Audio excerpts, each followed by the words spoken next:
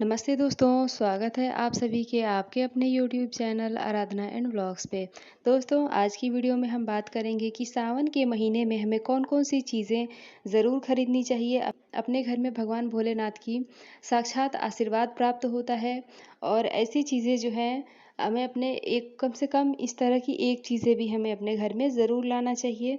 तो चलिए दोस्तों, देख लेते हैं कि कौन-कौन सी चीज़ें हैं जिसको हमें अपने घर में सावन के महीने में अगर आप लाना चाहते हैं तो बिल्कुल ला सकते हैं, कोई भी मनाही नहीं है, ठीक है? तो देखिए दोस्तों, सबसे पहला है कि शिवलिंग। देखिए दोस्तों, बहुत सारे लोगों का जो है मन में रहता है कि हमारे भी घर में एक छोटा-सा शिवलिंग होगा, तो आप जो है शिवलिंग ज़रूर लेके आएँ सावन के महीने में, जो कि बहुत ही शुभ होता है, बहुत सही होता है। तो आप जो है शिवलिंग अपने घर में लाके स्थापित करके और उनकी प्रतिदिन विधिवत पूजा करना चाहिए और जो कि बहुत ही शुभ होता है। घर में सुख शांति, समृद्धि, वैभव, धन संपदा की कोई भी कमी नहीं होती है। साथ ही घर के लोगों का मन भी खुश रहता है, घर में शिवलिंग होता है। तो इसलिए आप जो है सावन के महीने में मतलब अब तक सोच रहे हैं कि हमारे भी घर में शिवलिंग होता और अब तक आप नहीं ला पाए हैं, तो इस बार सावन के महीने में शिवलिंग ज़रूर लेके आएँ। लेकिन आप शिवलिंग जो है छोटे आकार का लेके आएँ, बड़े आकार का लेके ना आएँ।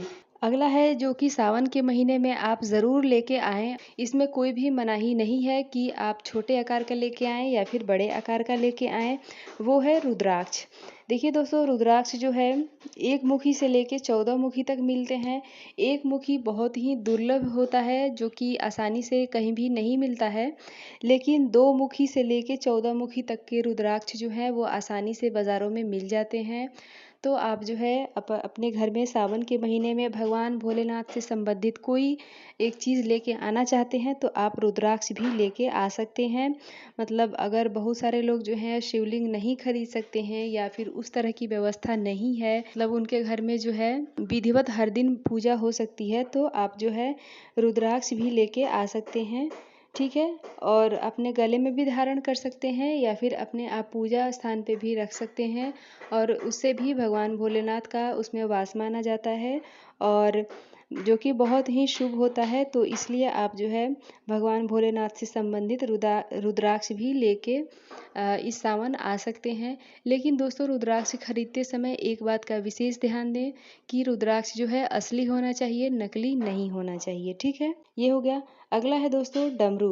देखिए दोस्तों, डमरू भगवान भोलेनाथ का बहुत ही प्रिय है, तो इसलिए आप अपने घर में जो है रुद्राक्ष भी सावन के महीने में लेके आ सकते हैं या फिर सावन के महीने में आप जो है किसी मंदिर में भी डमरू रख सकते हैं।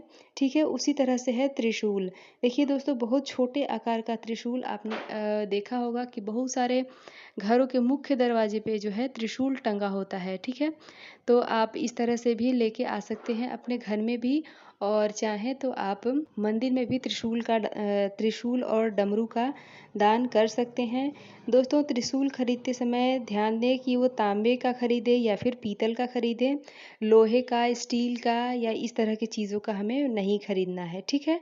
तो आप जो है इस सावन जो है डमरू और त्रिशूल भी लेके आ सकते हैं। अगला है दोस्तों आंकड़े का पौधा। देखिए दोस्तों, बहुत सारे लोग इसको आक कहते हैं। अपने घर में आंकड़े का पौधा लगाना बहुत ही शुभ होता है, जो कि आपको पता ही है कि भगवान भोलेनाथ को कितना प्रिय है, भोलेनाथ को कितना प्रिय है और जो है इसका फूल जो है भगवान भोलेनाथ को समर्पित होता है। तो इसलिए आप अपने घर के अगर स्थान है तो आप अपने स्थान वहाँ पे लगा दें। घर में अगर कोई बाग बगीचा लगाए हैं, कोई गमला है, कोई पौधा है तो आप उसको आँकड़े का पौधा लगा सकते हैं या फिर आपको जहाँ भी अगर आपके घर के आस-पास कहीं पार्क वगैरह है तो आप वहाँ भी आँकड़े का पौधा लगा सकते हैं, जो कि बहुत ही शुभ होता है। तो इसलिए दोस्तों, ये हमें ज़रूर खरीदना चाहिए। अगर सावन के महीने में आप भगवान भोलेनाथ से संबंधित कोई चीज़ खरीदना चाहते हैं, उनके आशीर्वाद स्वरूप, तो आप इन सारी चीज़ों को अपने घर में ला सकते हैं। ठीक है? दोस्तों, अब ये है कि सावन के महीने में इसके अलावा हमें और कौन-सी चीज़ें खरीदना चाहिए। ठीक है?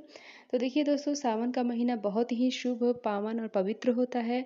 तो आप इस महीने कोई भी अगर ज्वेलरी खरीदना चाहते हैं, यानी कि जो सोने चांदी की चीज़ें होती हैं, कोई गहना है, पायल है, अंगूठी है, इस तरह की चीज़ें हैं, इसको भी आप खरीद सकते हैं सावन के महीने में। और खरीदने के बाद अगर महिलाओं के लिए है, जैसे कि पायल है, बिछुआ है, तो इस तरह की चीज़ें अगर है तो पहले माता पार्वती को समर्पित करें, उसके बाद उनके आशीर्वाद स्वरूप आप खुद इस्तेमाल करें, ठीक है। लेकिन इसको कोशिश करें कि आप किसी को भी नहीं दें, क्योंकि ये माता का आशीर्वाद है, आप खुद रखें। अगला है दोस्तों कि इसके अलावा आप जो है और क्या चीज़ खरीद सकते हैं। तो देखिए दोस्तों, सावन का महीना जो है सुहागिनों के लिए बहुत ज़्यादा मतलब महत्वपूर्ण होता है। तो इसलिए आप जो है सावन के महीने में सुहाग से संबंधित चीज़ें ज़रूर खरीदें, ज़रूर ज़रूर खरीदें। सुहाग से संबंधित चीज़ें आप आलता, महावर, चूड़ी, बिंदी, इस तरह की चीज़ें जो है खरीदें। और ख़रीद के आप चाहें तो मतलब ज़्यादा खरीद के रख भी सकते हैं, या फिर अपनी ज़रूरत के हिसाब से भी सावन के महीने में ज़रूर खरीदें, लेकिन खरीदें ज़रूर, ठीक है। क्योंकि मैं पिछले वीडियो में भी बताई थी कि सावन के महीने में सिंदूर खरीदना बहुत ही शुभ होता है, और अपने सिंदूरा में सावन के महीने में सिंदूर ज़रूर भरा जाता है। तो आप जो है नया सिंदूर खरीदें, माता को समर्पित करें, और उस सिंदूर को अपने सिंदूरा में हमें माता के आशीर्वाद के रूप में ज़रूर रखना चाहिए। तो कोशिश करें दोस्तों कि सावन के महीने में इन सारी चीज़ों को ज़रूर खरीदना चाहिए। तो दोस्तों, आशा करती हूँ कि ये वीडियो आपको अच्छी लगी होगी कि सावन के महीने में शिव जी से संबंधित कौन कौन सी चीज़ें हम अपने घर में ला सकते हैं, जो कि बहुत ही शुभ होता है। तो आशा करती हूँ कि ये वीडियो आपको अच्छी लगी होगी। मिलती हूँ इसी तरह की एक और वीडियो के साथ, तब तक के लिए बाय।